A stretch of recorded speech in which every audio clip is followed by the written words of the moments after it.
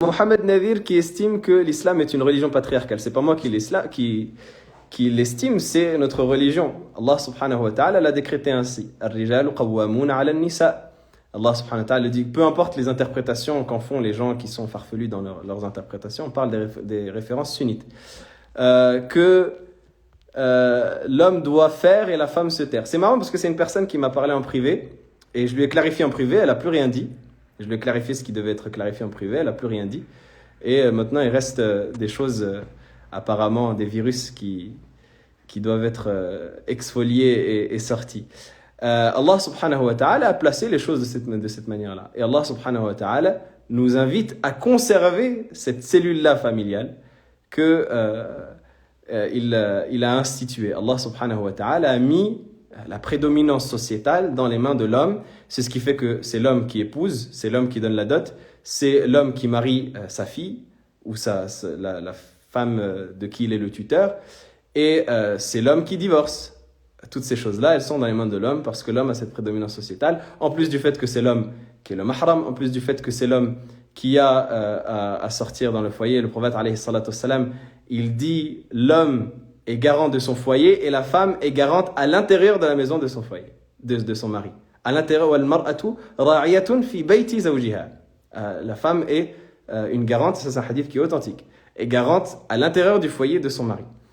Donc malheureusement, si les campagnes de ce pseudo-féminisme vous ont contaminé l'esprit avec la maladie que ça représente, et l'origine que ça en est, eh bien pour vous. Par contre, les insultes et le manque de respect, ça, je ne tolère pas. Je laisse la personne, mais si y a des insultes et du manque de respect, ça, je ne pourrais pas tolérer. Sans faire appel à la raison. Quelle raison? Allah subhanahu wa ta'ala nous a demandé de suivre les textes et de comprendre les textes avec notre raison. Mais il ne nous a pas demandé de mettre les textes soumis à notre raison. Et c'est pour cela qu'il y a un conflit en vérité qui survient dans l'esprit des fers de lance de cette doctrine-là, Wadoud, Barlas, etc., qui est le fait qui est arrivé jusqu'à remettre en question des principes du Coran. Des principes du Coran qui ont été remis en question, des versets du Coran qui ont été remis en question par ces personnes-là. Les principes de l'ijma', par exemple, le consensus qui a été remis en question par cette personne-là qui est arrivée, je parle de Amina Wadoud, qui est une des fers de lance du féminisme à notre époque, qui est arrivée à insulter le prophète Ibrahim alayhi salam. Est-ce que pour ça, c'est mettre en application votre raison? Pas les écoles de fiqh sur des hadiths parfois contraires aux versets. Mais vous ne comprenez même pas les versets. Le problème, c'est que c'est des gens qui ne comprennent même pas les versets. Vous ne comprenez même pas les versets. Vous parlez en français. Vous lisez des traductions.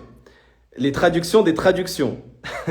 C'est-à-dire que vous lisez des traductions de tafsir qui sont traduites de manière peut-être orientée. Et vous ne lisez même pas en vérité. Parce que si vous lisiez ne serait-ce que la traduction de la traduction, vous auriez peut-être une petite lueur de compréhension. Vous ne lisez même pas en vérité.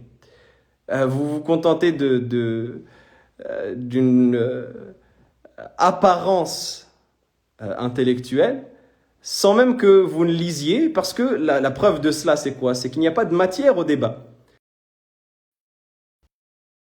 Qui sont vides de sens, et il n'y a pas de matière au débat en vérité. Il n'y a pas de consistance dans le débat. Dès qu'il y a des arguments qui sont mis sur la table, c'est comme un lion qui arrive avec un troupeau de gazelles. Les troupeaux de... Bon, sans vouloir comparer ça, je parle de l'argument qui arrive devant un troupeau de chèvres ou de moutons. Donc voilà. Pourquoi lirais-je? Une femme ne doit pas lire? Non, il suffit que l'homme sache lire et nous dise quoi faire. Pas du tout. Une femme doit lire.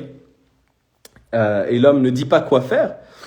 Dans l'absolu, l'homme applique ce qu'Allah subhanahu wa ta'ala nous a demandé d'appliquer. Donc la femme, si elle voit que l'homme n'a pas appliqué ce qu'Allah subhanahu wa ta'ala lui a dit d'appliquer, eh bien, elle a le droit de lui reprocher, comme une femme a reproché à Omar al-Khattab radiyallahu ta'ala anhu. Mais ça ne veut absolument pas dire que la femme ne doit pas lire, contrairement à ce que vous prétendez lorsque vous mettez en conflit sans cesse les hommes et les femmes.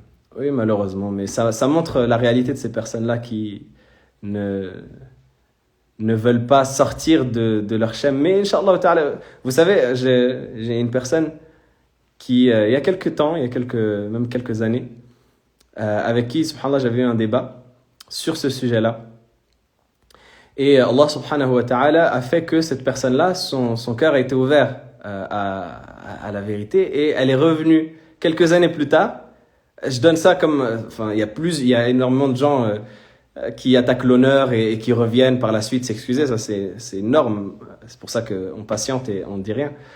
Mais cette personne-là, sur ce sujet particulièrement du féminisme, qui est une femme, hein, eh bien, subhanallah, est revenue quelques temps plus tard pour s'excuser, et ça a été quelque chose de très très noble de sa part.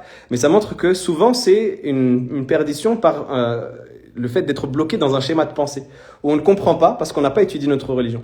Et plus on étudie la religion, et plus on comprend ce qu'Allah subhanahu wa ta'ala veut réellement de nous, et plus on se rend compte de l'erreur immense des doctrines qui ont pullulé dans notre esprit et qui nous ont embourbé l'esprit et qui ont fait que, on n'a plus les valeurs islamiques comme base, mais on a des bases auxquelles on essaye de tirer ce qu'on prétend être des valeurs islamiques. Vous voyez ? Ces gens-là, subhanallah, ils construisent des bases par le virus qui est dans l'esprit déjà et qui habite l'esprit. Et après cela, ils essayent de tirer l'islam pour que ce soit compatible avec leur base qu'ils ont déjà construite. Vous voyez ? Ce ne sont pas des gens qui essayent de chercher de manière j'allais dire impartiale la vérité. Non, ils ont déjà des préconçus, des acquis dans leur esprit auxquels ils essayent de tirer les fondamentaux islamiques. Et ça montre que c'est le comble de la malhonnêteté. Et c'est pour ça que généralement c'est des gens qui utilisent beaucoup de sophismes, qui ne connaissent pas les principes islamiques, qui sont totalement ignorants du fiqh, de la aqida, qui sont totalement ignorants de ce genre de principe.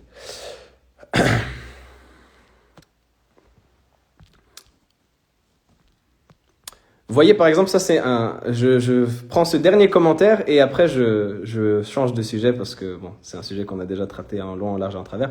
Le féminisme n'est ni plus ni moins qu'un combat pour les droits de l'homme avec un grand H. Je suis contre tout type d'injustice. Vous voyez, rien que ça, ce commentaire-là, c'est extrêmement révélateur du sécularisme et de la laïcisation des esprits auxquels sont arrivées les personnes qui se revendiquent du féminisme et d'un féminisme prétendu islamique. À quel moment est-ce que nous, on lutte pour les droits de l'homme dans l'absolu ?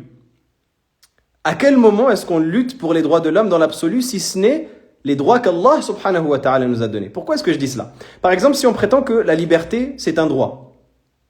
Si moi, je vais me mettre en tête cette doctrine humaniste qui veut lutter pour la liberté dans l'absolu, bien ça va amener à des catastrophes comme on le voit aujourd'hui, qui est la liberté d'insulter, la liberté de blasphémer, la liberté de violenter, etc., etc., etc. Vous voyez ? Si je ne conditionne pas cette liberté à ce qu'Allah subhanahu wa ta'ala a placé, eh bien c'est une liberté qui au final, je prétends que c'est un droit, mais au final ça se transforme en injustice. Vous voyez ? Et donc le fait de prétendre lutter dans l'absolu pour les droits de l'homme, ce qui ne veut rien dire en soi, parce que ça peut vouloir dire des choses qui sont bonnes comme des choses qui ne le sont pas. Comme par exemple, un autre exemple, le fait que ces mouvements féministes, généralement, ils se caractérisent par quoi ? Par l'intersectionnalité, n'est-ce pas ? Par le rassemblement des causes, des luttes, qui fait qu'ils vont défendre des luttes qui sont totalement antinomiques avec l'islam, comme la lutte des prostituées par exemple. Parce que la femme a le choix de disposer comme elle veut de son corps, donc si elle veut se prostituer, eh bien c'est un droit que je dois lui garantir parce que on est féministe pro-choix, n'est-ce pas ? C'est ce qu'elles disent. Et donc cette liberté-là, on voit qu'elle n'en est pas une au regard de la législation. On n'a pas le droit d'arriver dans ce droit-là, et on ne peut pas prétendre que c'est un droit d'Allah subhanahu wa ta'ala, n'est-ce pas ?